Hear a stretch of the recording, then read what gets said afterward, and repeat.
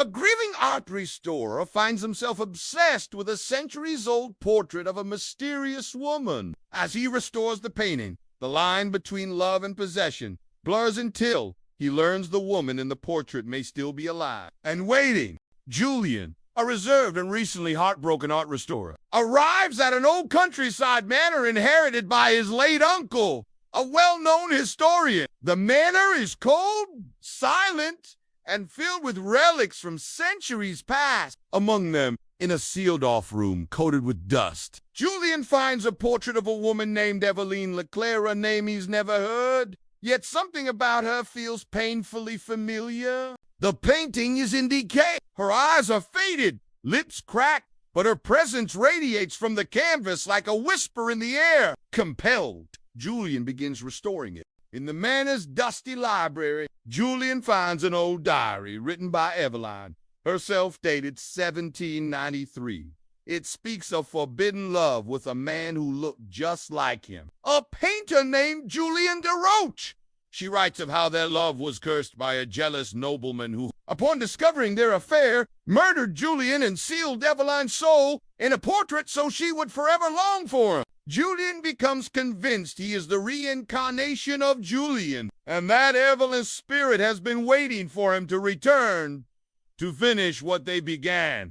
As he walks late into the night, Julian starts hearing things: soft sighs, faint laughter, and footsteps on the wooden floors above.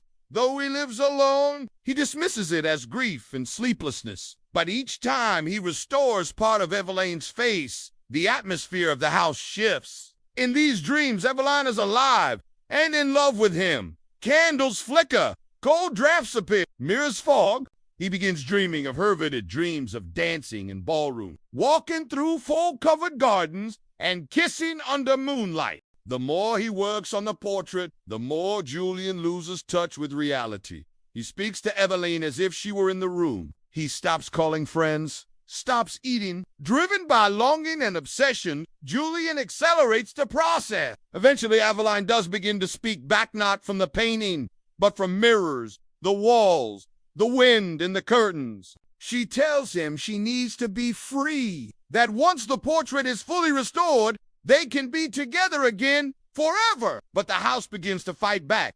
Doors slam shut. The painting bleeds. Clocks stop at the hour of Julian's historical death. On the final night of the restoration, Julian discovers a hidden chamber behind the fireplace. Inside is another painting of Evelyne, but twisted. Her eyes are blackened, her smile sinister. Underneath, scratched into the canvas, are the words, "She is not what she seems." He also finds a letter from his uncle, warning, each man who restores her becomes the next prisoner. Burn the painting. Do not let her in. The woman in the portrait is no victim. Evelyne seduces souls to free herself. Evelyne begs Julian not to believe it. She cries. She pleads. She says they've loved before and can again. That what they have is eternal. Julian, torn between the aching need for love and the growing horror in his gut, hesitates. She extends a hand. "Come with me," she whispers. Then, at the last moment, strikes a match and sets the canvas ablaze. At midnight,